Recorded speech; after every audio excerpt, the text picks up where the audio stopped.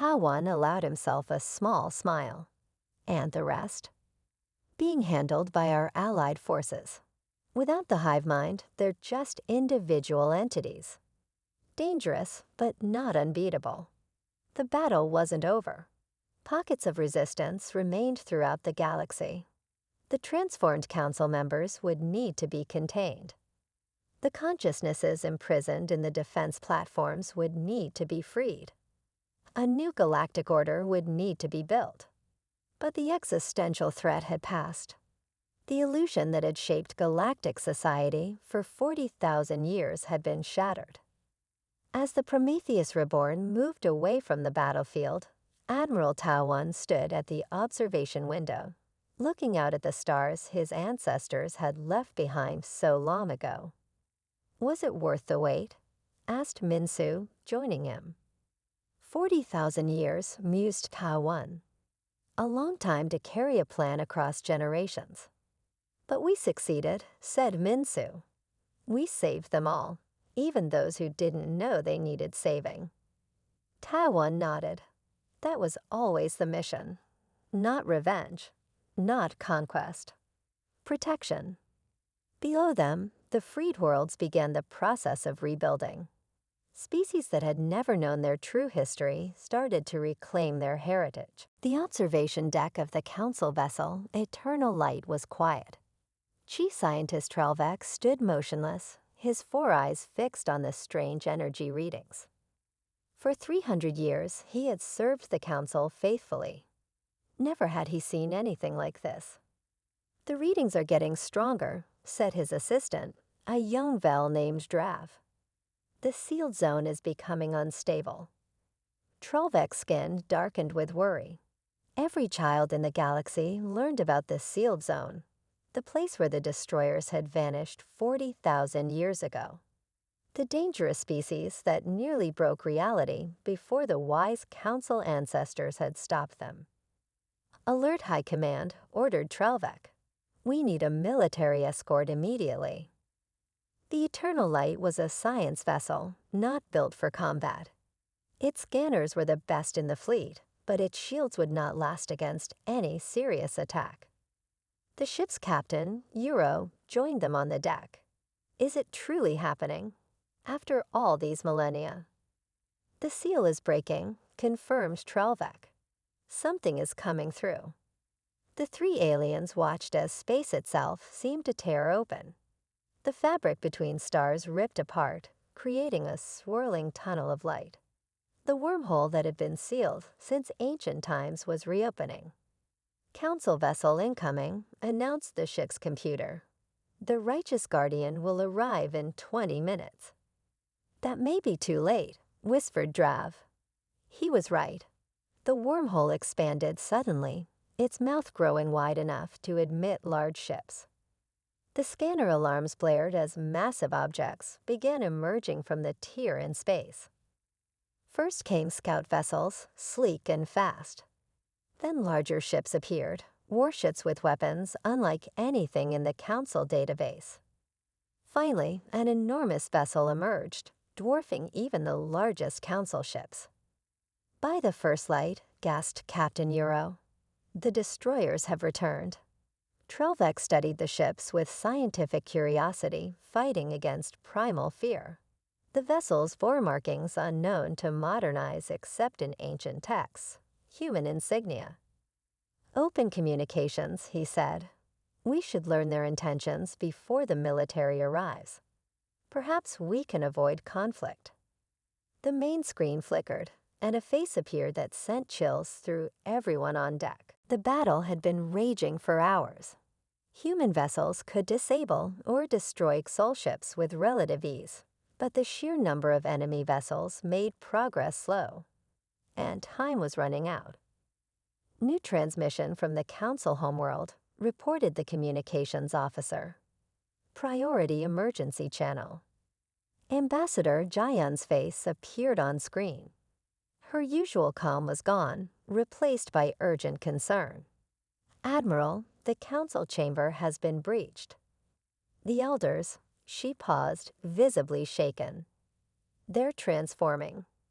Their true nature is awakening. The camera panned to show the council chamber. Where the 7 elders had sat were now writhing forms of half-transformed beings. Their bodies stretched and morphed, flesh giving way to something both organic and mechanical.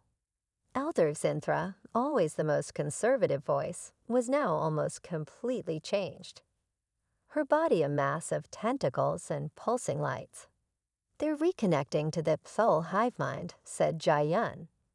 "The ancient programming is breaking down in the presence of the original parasites." Ta-Wun's expression hardened. "We're out of time. Begin Operation Veilbreaker now." Throughout the human fleet, officers relayed the command. Special devices activated, emitting precisely calibrated consciousness wave patterns. Technology that had taken humanity 40,000 years to perfect. The effect on the soul ships was immediate. The closest vessels began to drift, their coordinated movements becoming erratic. "The hive mind connection is breaking," reported Minsu. "The Veilbreaker is working." But the victory was short-lived. The larger soul vessels adapted, generating counter-frequencies that protected their connection. "They're learning too quickly," said Ta-Wun. "We need to deploy the final solution." He activated the secure channel to all human ships. "This is Admiral Ta-Wun. Execute Protocol Omega. Wormhole generators to full power." Around the battlefield, specialized human ships moved into formation. Each activated technology that bent the fabric of space-time itself. The stars seemed to stretch as reality distorted. "What are they doing?" asked Governor Kwanho, watching in awe. "Creating a pocket universe," explained Minsu. "Similar to where humanity lived for millennia, but designed as a prison, not a sanctuary." The wormhole generators fired in perfect synchronization.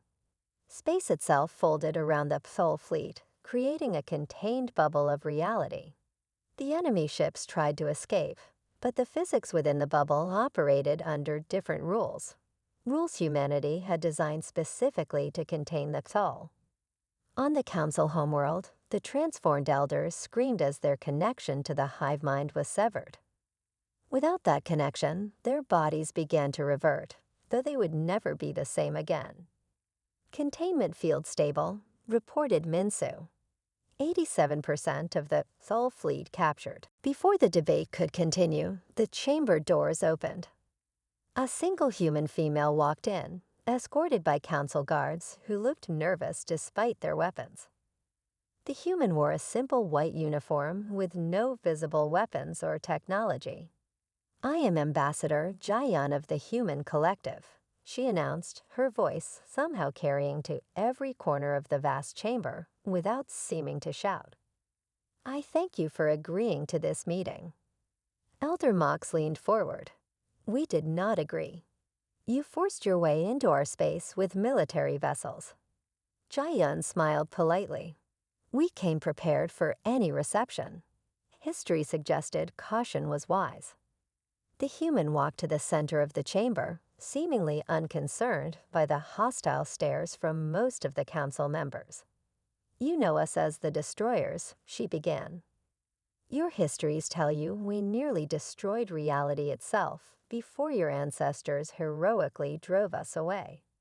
A murmur of agreement ran through the chamber. "Those histories are lies," Jai-Yun continued. "Carefully crafted lies designed to hide the truth for 40,000 years." The chamber erupted in outrage. Elder Mock stood, his body now glowing bright red. "Silence this creature. She insults our ancestors and our sacred history." Jai-Yun remained calm as the guards hesitated, uncertain what to do. "We did not flee because we were defeated," she said when the noise subsided. "We left to implement a plan that would take millennia to complete. A plan to save all conscious life in this galaxy." She activated a small device on her wrist. Suddenly, holographic images appeared throughout the chamber. Ancient battles, strange creatures, and genetic sequences that made several scientists in the audience gasp in recognition. 40,000 years ago, this galaxy was invaded by entities we called the Xol. They were parasites that consumed consciousness itself. They replaced the minds of their victims, taking over entire species. The images showed beings that looked like twisted versions of several council species, with strange growths on their bodies. We fought back with technology that could separate consciousness from physical form, the same technology that earned us the title of destroyers. When traditional warfare failed, we made a strategic retreat, but not before implementing a final defense. Jayan looked directly at the elders. We modified the parasite's own biology. We created limitations in their genetic code that would be passed to their descendants. Limitations that prevented them from advancing beyond certain technological thresholds. Elder Veen stood slowly, her skin pale. "You're suggesting that we need to get this evidence to the neutral council worlds," he said. "They need to see the truth before it's too late." As they hurried back to their ship, the ground shook beneath them. Council bombardment had begun. The race to save the galaxy from its forgotten enemy had truly begun.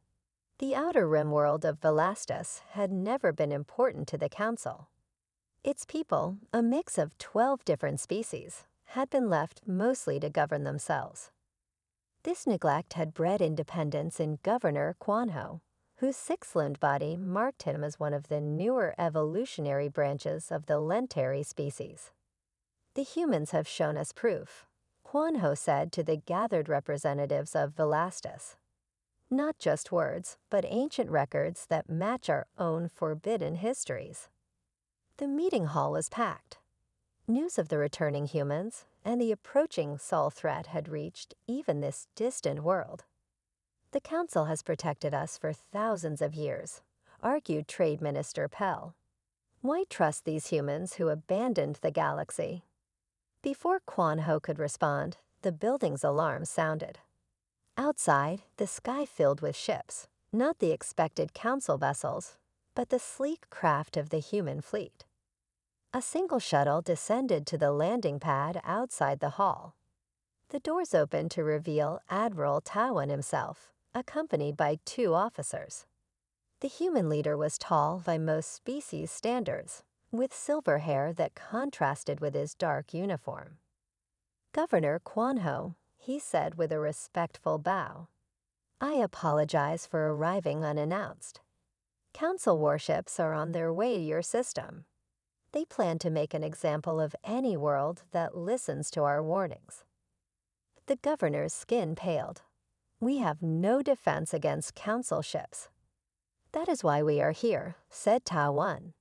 "Not to force an alliance, but to offer protection to those who seek the truth."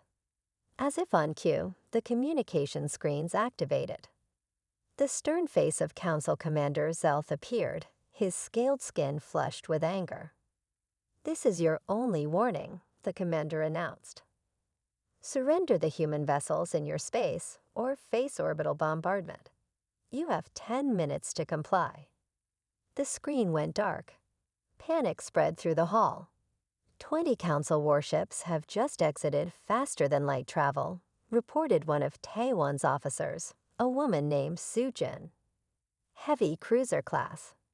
Taiwan turned to Governor Quanho. "We can protect your world, but I need your permission to operate in your space. We will not fight without your consent." Quanho hesitated only briefly before nodding. "We choose alliance with humanity." Taiwan smiled and spoke into his wrist communicator. "Defense Protocol Alpha. Non-lethal response only." Above the planet, the human fleet moved into position. The Council warships, confident in their superior numbers, launched the first attack. Energy weapons capable of destroying cities targeted the human vessels. In the meeting hall, everyone watched the tactical displays with bated breath. The human ships made no attempt to evade. The Council weapons hit their targets directly. and did nothing. Energy dissipated harmlessly around human shields that showed no sign of weakening. The council ships fired again with the same result. Yes, Jiayun said gently.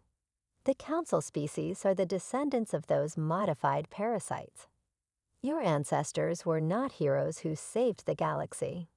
They were the remnants of the invasion force, altered by humanity to prevent them from becoming a threat again. The chamber fell completely silent. Even Elder Mox seemed stunned. This is why your technology has stagnated for thousands of years. This is why certain fields of research trigger genetic aversions in your scientists.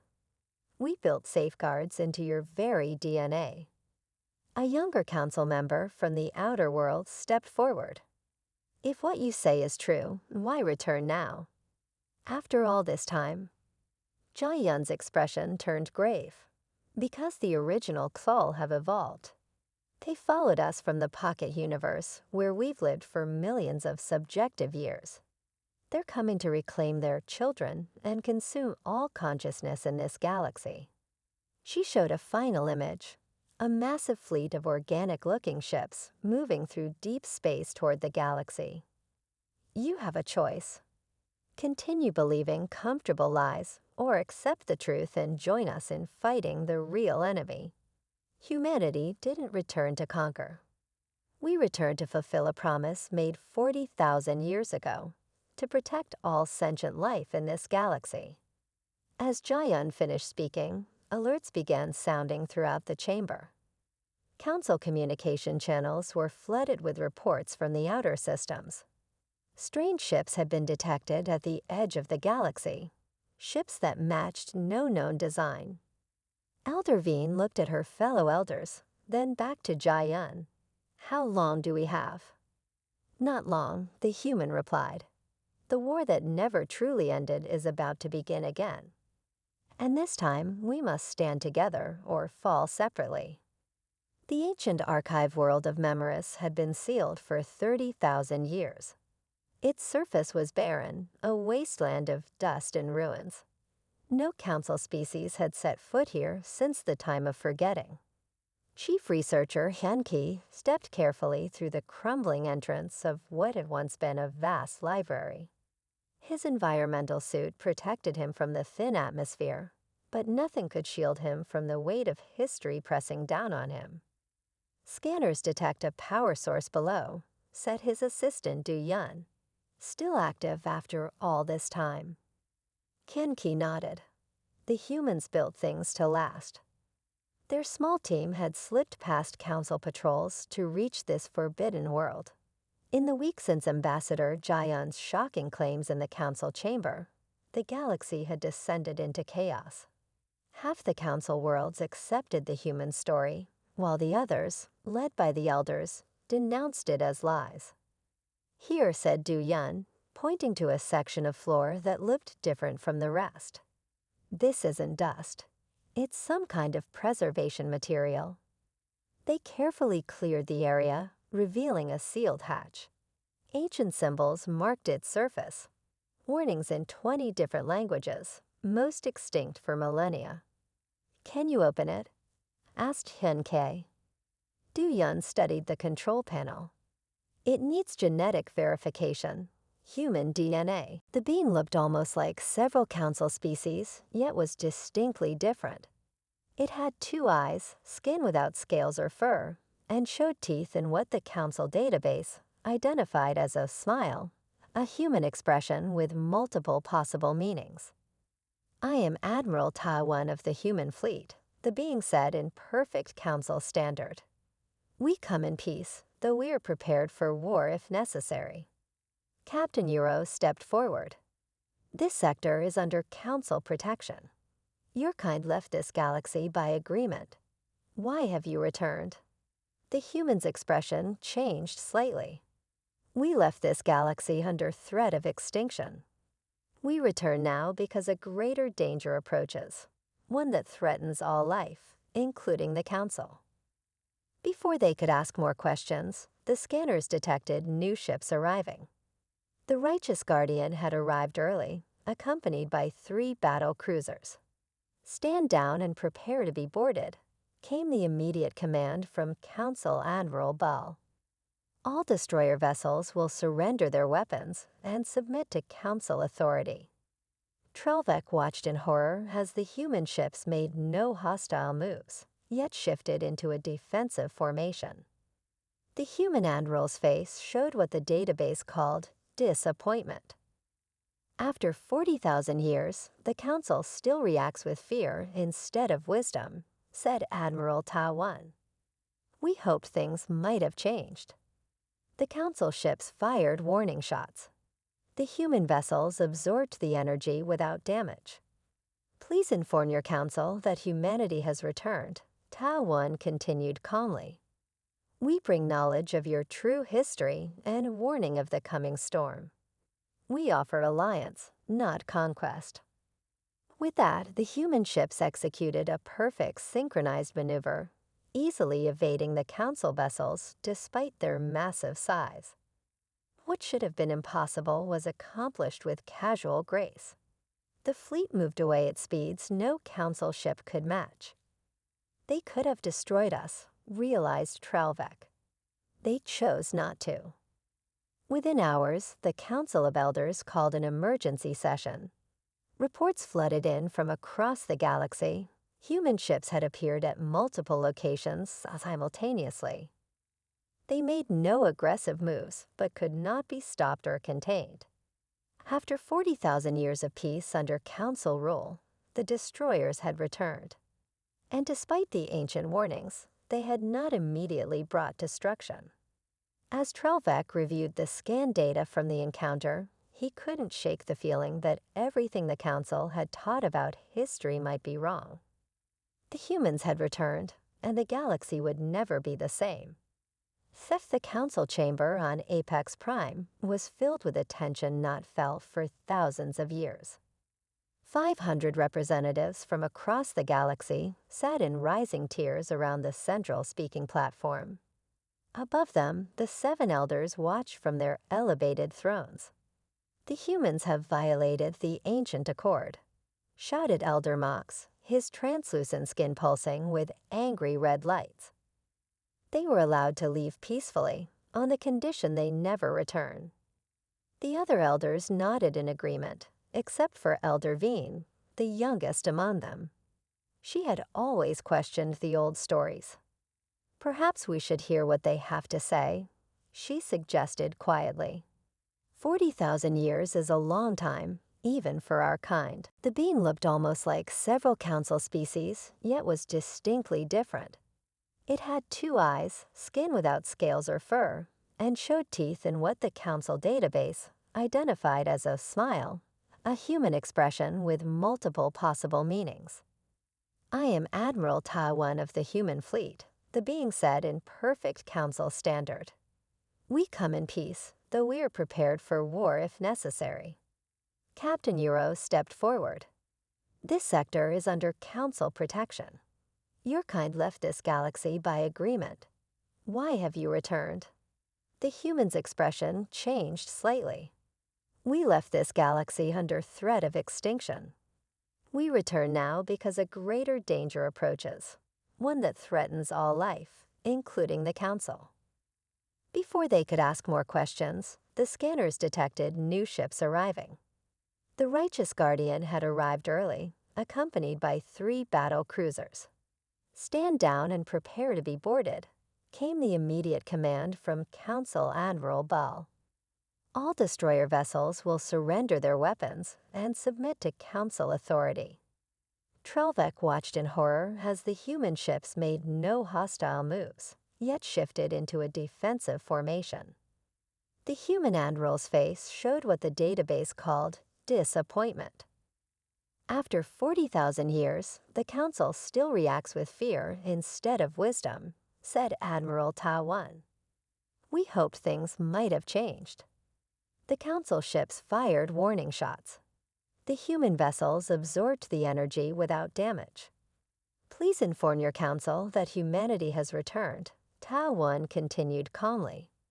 We bring knowledge of your true history and a warning of the coming storm. We offer alliance, not conquest. With that, the human ships executed a perfect synchronized maneuver, easily evading the council vessels despite their massive size. What should have been impossible was accomplished with casual grace. The fleet moved away at speeds no council ship could match. They could have destroyed us, realized Trelvek. They chose not to. Within hours, the Council of Elders called an emergency session. Reports flooded in from across the galaxy.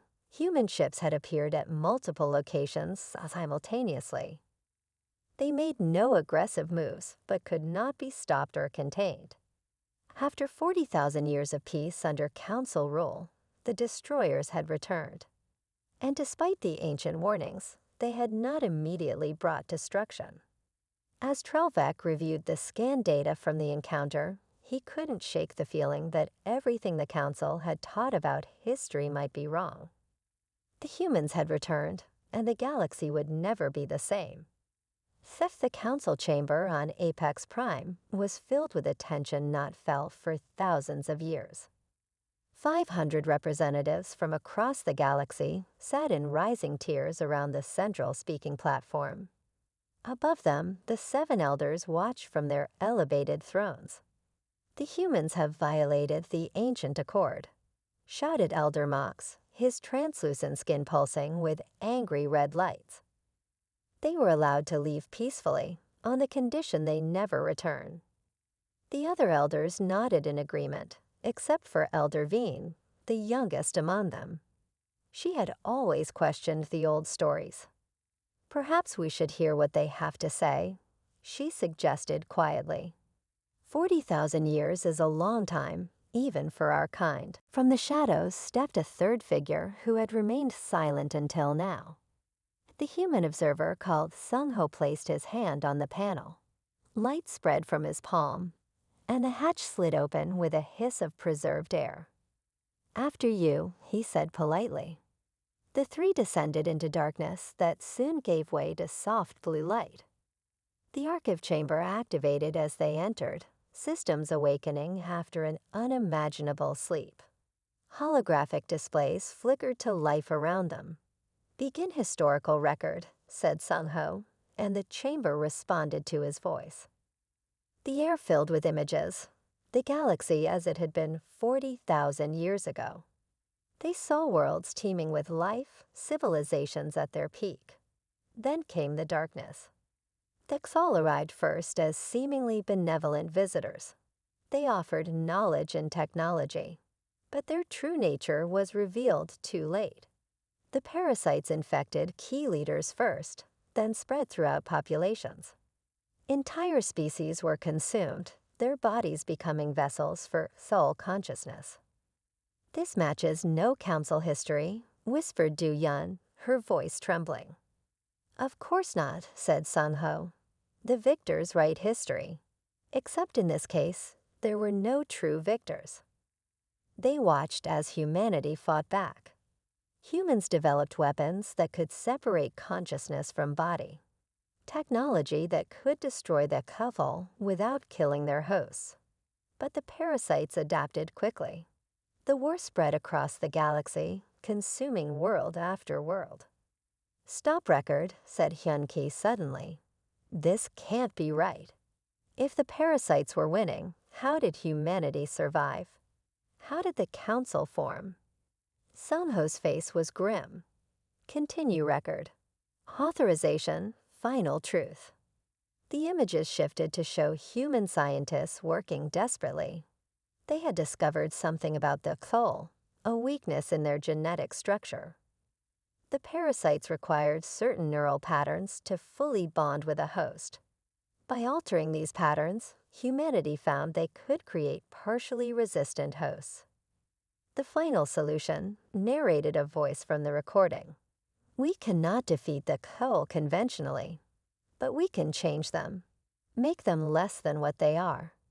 Give them limitations that will prevent them from ever becoming a galactic threat again." The record showed the delivery system, weaponized viruses that altered the neural chemistry of infected hosts. The Xol parasites that bonded with these hosts became changed themselves. Over generations, the altered Huxall would forget their original nature. They would form societies, create civilization again, but with built-in limitations. "We are leaving them the galaxy," said the recorded human leader. "But we are taking their future.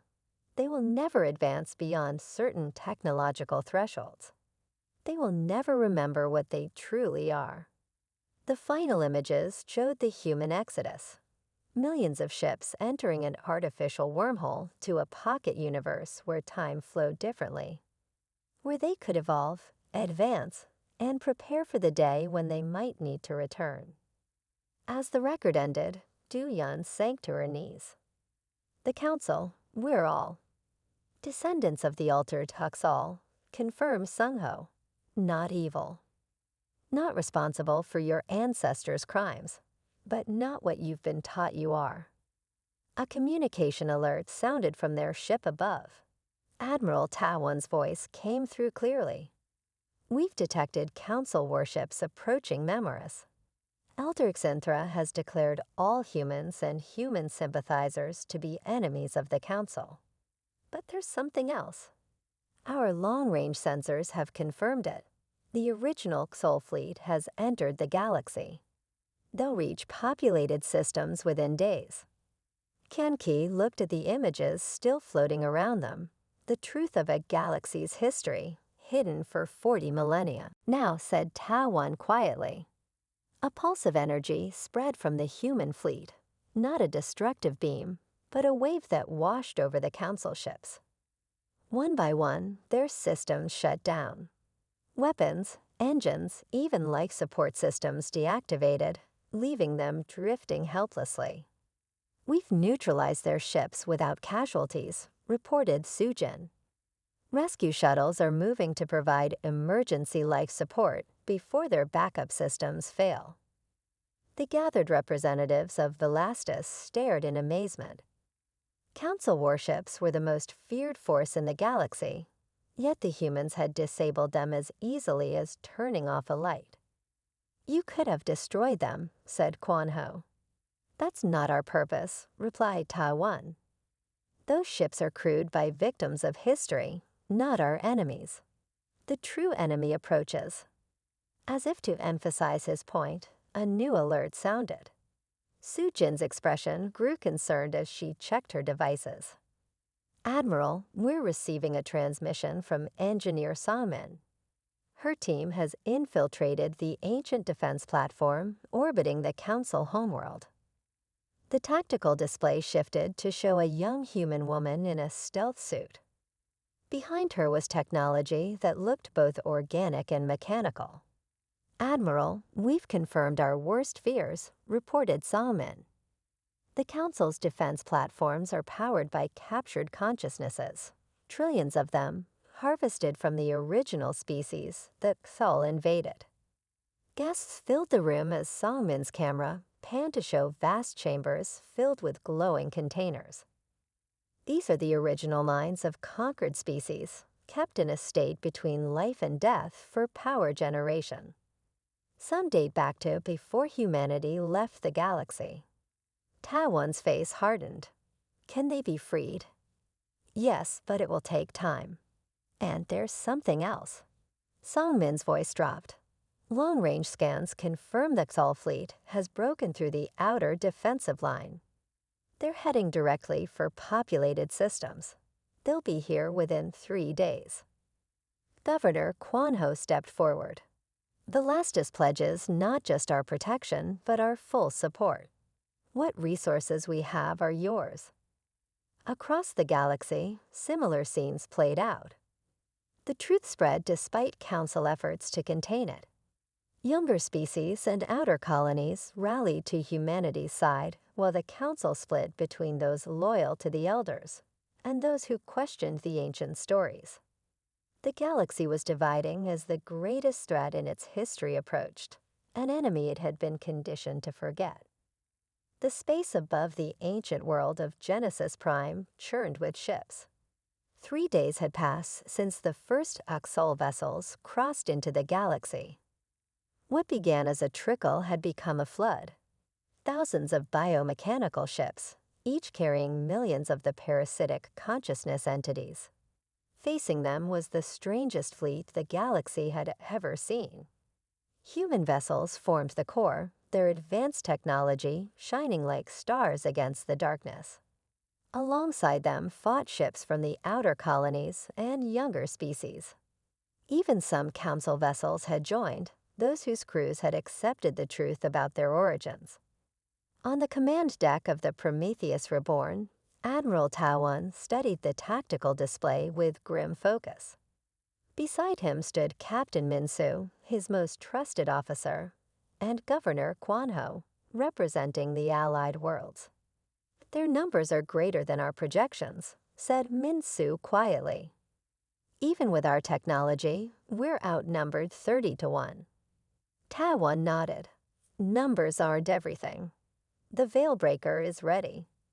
All ships are equipped and synchronized," confirmed Minsu. "But we'll need to get closer to the main soul consciousness ships."